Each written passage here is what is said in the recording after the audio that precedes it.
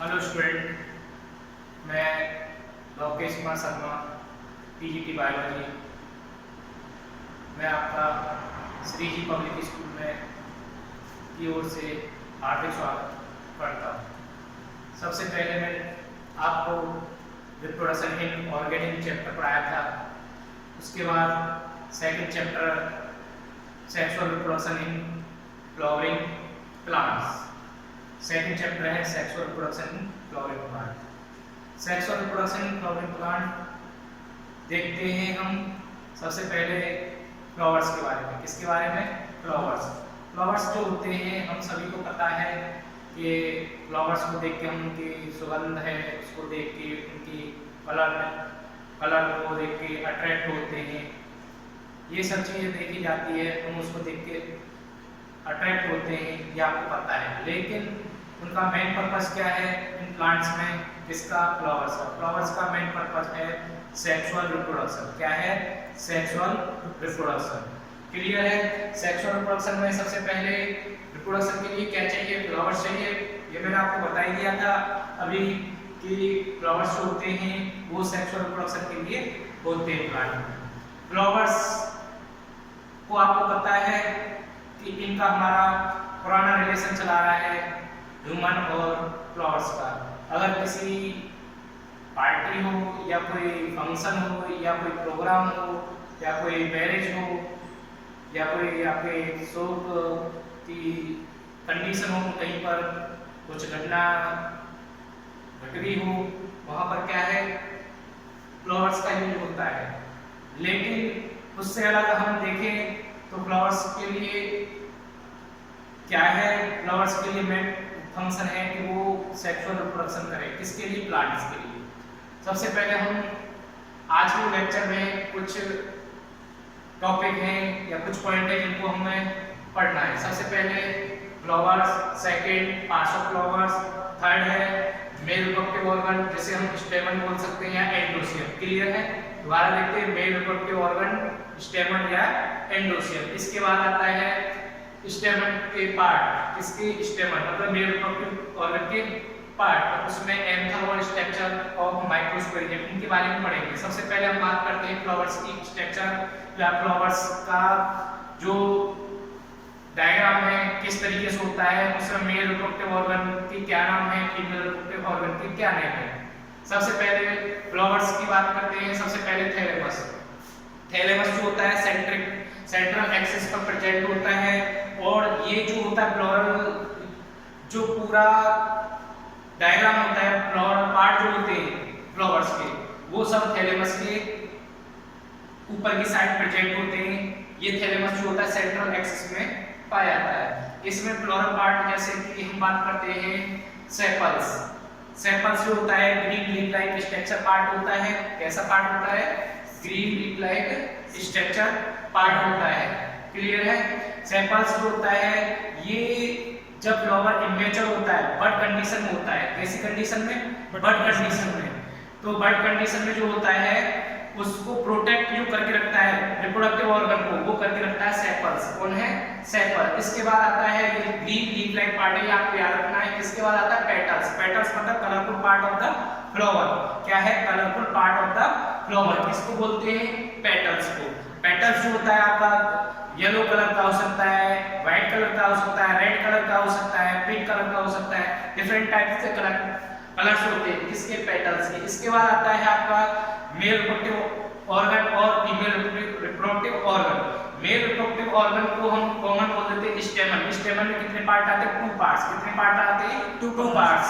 एक anther, second filaments. Anther जो होता है वो जिससे क्या होता है? पोलन ग्रेन्स रिलीज होते हैं। क्या रिलीज होते हैं? पोलन ग्रेन्स रिलीज होते हैं। ये मेल रिप्रोडक्टिव ऑर्गन का पार्ट है। दूसरा है फिलामेंट। फिलामेंट जो होता है सिलेंडर स्टॉक लाइक स्ट्रक्चर होती है जो सपोर्ट करता है, होल्ड करके रखता है किसको? एंथर को। इस दैट क्लियर? ये होता है anther and filament male reproductive organ या स्टेमन। स्टेमन मतलब कि एंथर जिसका एक पार्ट एंथर, दूसरा फिलामेंट। फिलामेंट जो होता है एंथर को होल्ड करके रखता है जिससे पोलन ग्रेन्स रिलीज होते हैं। सेकंड पार्ट आता है कार्पल या फीमेल रिप्रोडक्टिव ऑर्गन। कार्पल का सेकंड नेम है पिस्टिल। पिस्टिल या बोल सकते हैं गाइनोसियम। क्या बोल सकते हैं? गाइनोसियम। इसमें स्टेमन जो होता है उसको हम एंडोसियम बोल सकते हैं, कार्पल या पिस्टिल को हम गाइनोसियम या फीमेल रिप्रोडक्टिव ऑर्गन कह सकते हैं। इसके 3 पार्ट्स होते हैं, stigma, style and ovary. Stigma जो होता है वो पोलन ग्रेन्स जो रिलीज होते हैं पॉलिनेशन के द्वारा, जब पॉलिनेशन होता है फ्लावर्स में या पौधों में, तब वो पोलन ग्रेन्स जो होते हैं स्टिग्मा पर आके स्टिक करते हैं जर्मिनेशन के लिए। सेकंड है ये रहा स्टिग्मा, और इसके बाद ये बोल सकते हैं ट्यूब लाइक स्ट्रक्चर या स्टॉक लाइक स्ट्रक्चर, जिसे हम बोलते हैं स्टाइल, जिधर से पोलन ट्यूब ग्रो करती है। और थर्ड है आपका ओवरी। ओवरी जो होती है वो थैलेमस में प्रेजेंट होती है, थैलेमस के ऊपर भी हो सकती है, इंफीरियर भी हो सकती है, सुपीरियर भी हो सकती है, ऊपर भी हो सकती है, बीच में भी हो सकती है, और इंफीरियर मतलब नीचे साइड भी हो सकती है। लेकिन ये थैलेमस के या तो ऊपर की साइड या नीचे की साइड इस तरीके से होती है। इस ओवरी में ओव्यूल प्रेजेंट होते हैं। क्या प्रेजेंट होते हैं? ओव्यूल प्रेजेंट होते हैं, जो ओव्यूल में फीमेल गैमेट्स का फॉर्मेशन होता है। रिपीट करते हैं, स्टेमन मेल ऑर्गन, जिसको हम क्या बोलते हैं? एंडोसियम, इसके 2 पार्ट एंथर और फिलामेंट। कार्पल, पिस्टिल या हम पिस्टिल बोल सकते हैं, फीमेल रिप्रोडक्टिव ऑर्गन बोल सकते हैं, गाइनोसियम बोल सकते हैं। इसके 3 पार्ट्स हो गए। और ये है इसकी फ्लावर्स का डायग्राम। ये रहा आपका फ्लावर्स, इसके बारे में हम ये 4 पार्ट्स ऑफ फ्लावर हो गए, क्लियर। इसके बाद हम पढ़ते हैं नेक्स्ट स्टेप है मेल रिप्रोडक्टिव ऑर्गन, एंडोसियम। और एंडोसियम में हम सबसे पहले पढ़ेंगे एंथर। क्या पढ़ेंगे? एंथर। एंथर की स्ट्रक्चर के बारे में जानते हैं। आप लोग जानते हो एंथर कैसा होता है? एंथर जो होता है बाइलोब स्ट्रक्चर होती है। कैसी स्ट्रक्चर होती है? एक बाइलोब स्ट्रक्चर होती है। कैसी स्ट्रक्चर होती है? बाइलोब स्ट्रक्चर होती है। याद रखना, कैसी structure?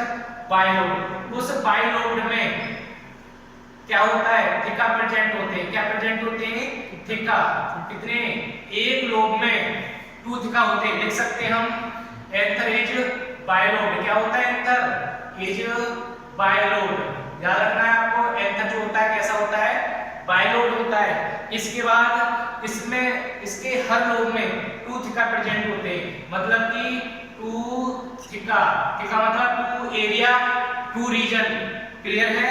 2 thecae are present in each lobe. याद रखोगे, इन ईच लोब। हर लोब में क्या प्रेजेंट होता है? 2 थिका प्रेजेंट होते हैं, जो 2 रीजन होते हैं। अगर बात की जाए 2 लोब, एक लोब और 2, 1 और 2, ये 2 लोब हो गए। इसके बाद अगर बात की जाती है इसमें क्या होते हैं? हर लोब में मैंने अभी बताया था आपको 2 थिका प्रेजेंट होते हैं। क्या प्रेजेंट होते हैं? 2 थिका।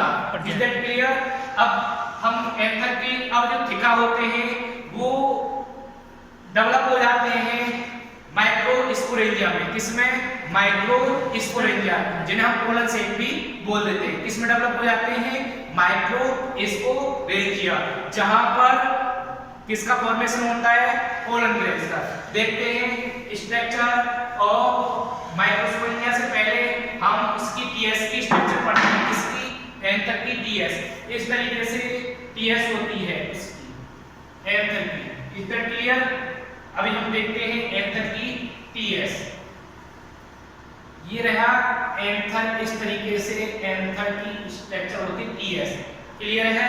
इसमें अगर हम एंथर की बात की जाती है, एंथर जो होता है प्री मैच्योर स्टेज में उसकी 2 लेयर होती है। कितनी लेयर? 2 लेयर। एक एपिडर्मिस, याद रखना एंथर में कितनी होती है? 2 लेयर। देख सकते हैं हम एंथर की बात करते हैं सबसे पहले। एंथर जो होता है इसमें प्रीमेच्योर 2 लेयर होती है, एक एपिडर्मिस और एक एपिडर्मिस, और सेकंड है आपकी पेरेन्काइमेटस सेल। क्या है? पेरेन्काइमेटस सेल, क्लियर है? पेरेन्काइमेटस सेल जो होती है उसमें डेवलपमेंट देखा जाता है। क्या डेवलपमेंट देखा जाता है? उसमें पेरेन्काइमेटस सेल में 2 तरह की सेल एक सेल बनती है डेवलप होके, उसको बोलते हैं प्राइमरी आर्कियो स्पोरिटल सेल। क्या बोलोगे? प्राइमरी आर्कियो स्पोरिटल सेल, क्लियर है? ये प्राइमरी आर्कियो स्पोरिटल सेल जो होती है पेरेन्काइमेटस जो सेल होती है उनसे डेवलप होती हैं। अब ये प्राइमरी आर्कियोस्पोरिटल सेल जो होती है इसकी दो लेयर बनती है। कितनी लेयर बनती है? मेन टू टाइप्स की लेयर। कितने टाइप्स की लेयर? Two types. अब टू टाइप्स में सबसे पहले हम देखते हैं कौन कौन सी लेयर है। इसको सबसे पहले हम देखते हैं प्राइमरी आर्कियोस्पोरिटल सेल में कौन कौन सी लेयर है। आर्कियोस्पोरिटल सेल, इज दैट क्लियर? कोई प्रॉब्लम किसी को नहीं है ना? अब प्राइमरी स्पोरिटल सेल में एक होता है primary parietal cell, parietal cell, और सेकंड होती है आपकी प्राइमरी स्पोरोजिनस सेल्स। क्लियर है? ये आपकी primary archesporial cell, primary archesporial cell primary parietal cell में डेवलप होती है और primary sporogenous cells. Primary parietal cell में आती है 3 लेयर। सबसे पहले एंडोथीसियम, याद रखना है आपको, इसमें कितनी लेयर आती है? 3 लेयर। कौन सी? आउटर साइड जो होती है एंडोथीसियम, नेक्स्ट है मिडिल लेयर, और थर्ड है आपका क्या है? Third tapetum. क्या है? टेपेटम। Is that clear? अब टेपेटम ये जो होती है स्पोरोजिनस सेल्स होती हैं वो स्पोरोजिनस टिश्यू में स्पोरोजिनस टिश्यू या सेल से डेवलप हो जाती है। क्लियर है? कोई प्रॉब्लम किसी को नहीं है ना? ये रहा आपका एंथर की प्रीमेच्योर एपिडर्मिस और पेरेंकाइमा सेल होती है जो बाद में डेवलप होकर क्या होती है, वो जो पेरेंकाइमा सेल है वो प्राइमरी आर्कियोस्पोरिटल सेल में डेवलप हो जाती है। उसके बाद वो टू टाइप्स लेयर बनती है, प्राइमरी पैरिएटल सेल और सेकंड है primary sporogenous cell. Primary parietal cell में एंडोथीसियम, मिडिल लेयर, टेपेटम, और प्राइमरी स्पोरोजिनस सेल्स जो डेवलप होकर स्पोरोजिनस टिश्यू में चेंज हो जाती है। अब बात करते हैं हम टीएस ऑफ एंथर। एक बार टीएस ऑफ एंथर देखते हैं आपको। क्लियर? कोई प्रॉब्लम किसी को नहीं है? इसके बाद देखते हैं हम, क्लियर है? प्राइमरी ये स्पोरिटल आर्कियोस्पोरिटल सेल हो गई, ये आपको नोट करना है। इसके बाद आता है आपका anther, T S of anther. T S of anther क्या होता है देखते हैं हम। इसके मैंने अभी बताया था आपको कितने लोग होते हैं इसके,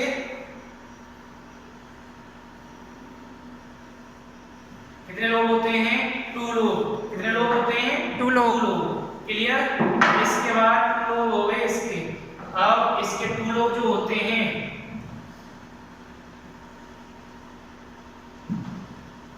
देखते हैं, ये रहा इसका